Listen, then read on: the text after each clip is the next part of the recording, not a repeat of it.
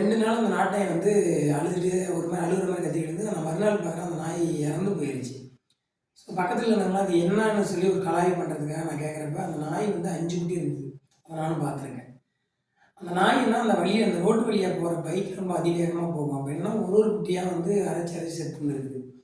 4 குட்டி இறந்த வரைக்கும் அந்த நாய் வந்து நம்பிக்கையோடு தான் இருந்தது. 5ஆவது குட்டி இறந்த போனப்போ தான் அந்த நாய் அழுகுற மாதிரியும் ஊழலுற மாதிரியும் சம்மந்தமே ஒரு பயங்கர சவுண்டு. ஒரு நாள் சாயங்காலத்துலேருந்து மறுநாள் காலையில் வரைக்கும் அப்படியே இருந்து மறுநாள் காலையில் பார்த்தா அந்த நாய் இறந்து போயிடுச்சு, தாய் நாய்.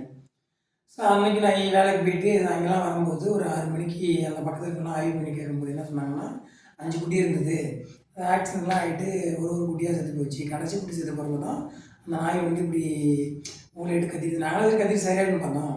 அடுத்த பார்த்தா நாய் செத்தே போயிடுச்சு அப்படின்னு சொல்கிறாங்க. ஸோ இதனால தான் சரி நம்ம இதை எப்படி விட்டுற முடியாது சொல்லி இதுக்கு ஒரு கட்டுரை எழுதுன்னு சொல்லி அழுது இறந்தால் 5 அறிவு தாயின்னு சொல்லி ஒரு கட்டுரை எழுதுறேன்.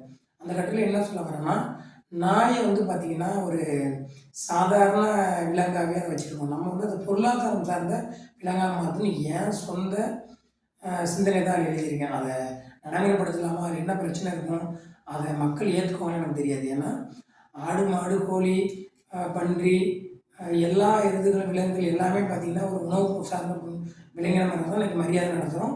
அந்த விலங்கினமும் அழியாமல் இருக்குது.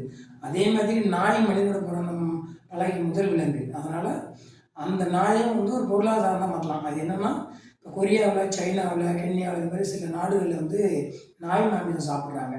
ஸோ இந்த நாய் வந்து வளர்க்குறதுக்கு நம்ம வந்து ஒரு மானியம் மாதிரி கொடுத்து நாட்டினை வளர்க்குறதுக்கு நம்ம வாய்ப்பு கொடுத்தோம் அப்படின்னா நிறையா பேர் அதை வளர்ப்பாங்க, விருப்பமும் வளர்ப்பாங்க, பண்ணை வச்சு வளர்ப்பாங்க. அதை எங்கேயாவது ஏற்றுமதி செஞ்சு அதை பொருளாதாரம் மாற்றலாம். அப்போது அந்த இனமும் அழியாது, அது பொருளாதாரமாக மாறும். யாருக்கு எந்த தொந்தரவு இன்றைக்கி வீட்டில் ஆடு மாடு பராமரிக்கிற மாதிரி நாட்டு நாயை பராமரித்து பொருளாதாரமாக மாறிடும். இது என்னோட சிந்தனை எழுதியிருக்கேன். அதை சரி தவறுங்கிறத எடுத்தது. இப்போ இதே மாதிரி எழுதினா நன்றி வணக்கம். இன்னொரு காணொலியில் நம்ம அடுத்து பார்க்கலாம்.